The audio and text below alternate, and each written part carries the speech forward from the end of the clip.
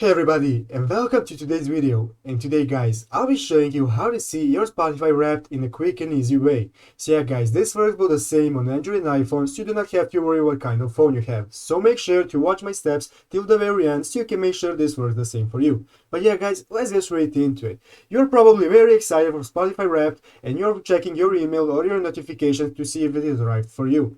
But guys, you do not have to do that. All you have to do is go ahead and make sure that your Spotify app is updated to the latest version. After doing that guys, you want to either log into your account or create a new account depending if you already have an account or not, and enter the application. And guys, you can see here, after entering the application, you'll probably get a pop-up that Spotify Wrapped has arrived, as I have gotten a pop-up. If you do not guys, then just don't worry, you will just scroll down a bit and you can see right in front of you is your Spotify Wrapped. So go ahead and click on the play button and this will start your Spotify Wrapped for you. You can go ahead and see all the slides that you have, and then at the end you can share the Spotify Wrapped.